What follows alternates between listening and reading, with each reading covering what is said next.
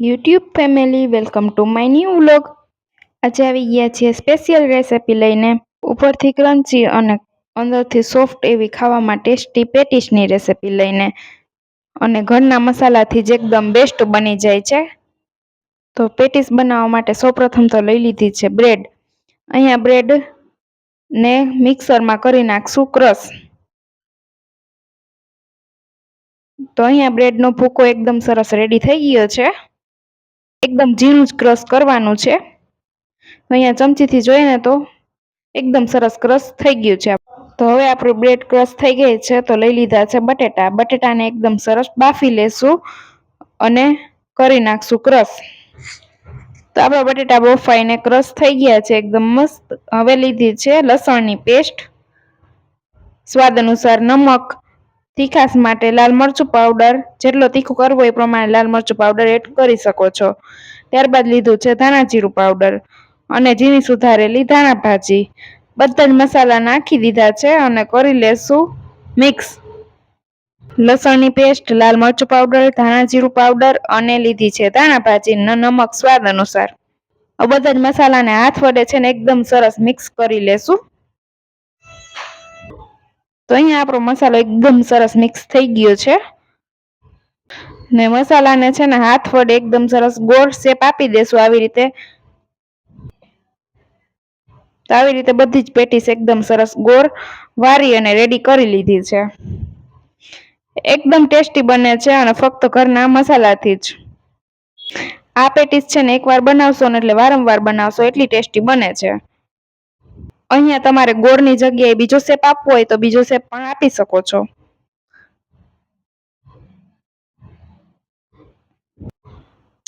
હવે આપણે ક્રશ કરેલું બ્રેડ છે ને થાળીમાં લઈ લીધું છે અને વાટકામાં લીધો છે મેંદાનો લોટ. એમાં લીધું છે પાણી. પાણી છે ને આપણે મેંદાના લોટની એકદમ સરસ પેસ્ટ બની જાય ને પાતળી પેસ્ટ એટલું નાખતા જવાનું છે ને એકદમ સરસ પેસ્ટ બનાવી લેવાની છે.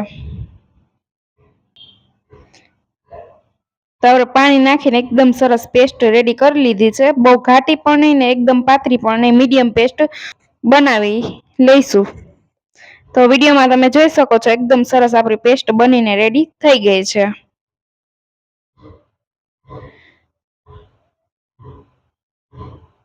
તો હવે આપણે જે બટેટામાં મસાલો એડ કરીને એકદમ સરસ ગોળ પેટીસનો શેપ આપેલો છે ને એ બટેટાને એકદમ સરસ મેંદાના લોટની જે પેસ્ટ બનાવી છે ને એમાં એડ કરતા જઈશું અને પછી આપણે બ્રેડનો જે ભૂકો બનાવ્યો હતો, બ્રેડ ક્રશ કરીને લીધું છે એમાં તરી લેશું.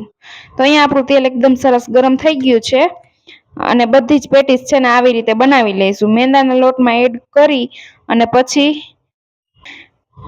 ક્રશ કરેલા બ્રેડમાં ડીપ કરીને એકદમ સરસ સ્લો ફ્લેમે તરી લેશું. અહીંયા છે ને આપણી પેટીસ એકદમ સરસ બ્રાઉન થવી જોઈએ. તો અહીંયા મીડિયમ તાપે બ્રાઉન થાય ત્યાં સુધી તરી લેશું.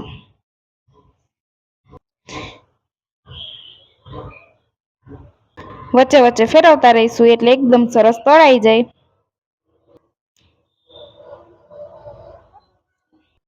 આવી પેટીસ તળાય છે ત્યાં સુધીમાં બીજી પેટીસ એકારે પણ રેડી કરી શકીએ છીએ આવી રીતે. હવે બધી પેટીસ છે ને આવી રીતે રેડી કરીને લઈ લીધી છે ડીશમાં. હવે ગેસની ફ્લેમે સ્લો ફ્લેમે તરી લેશું બ્રાઉન થઈ જાય ત્યાં સુધી. તો તૈયાર છે એકદમ સ્વાદિષ્ટ, ઉપરથી ક્રન્ચી અને અંદરથી સોફ્ટ એવી સ્વાદિષ્ટ પેટીસ. અહીંયા તમે સોસ અથવા ખાટી મીઠી આમલીની ચટણી સાથે પણ સર્વ કરી શકો છો.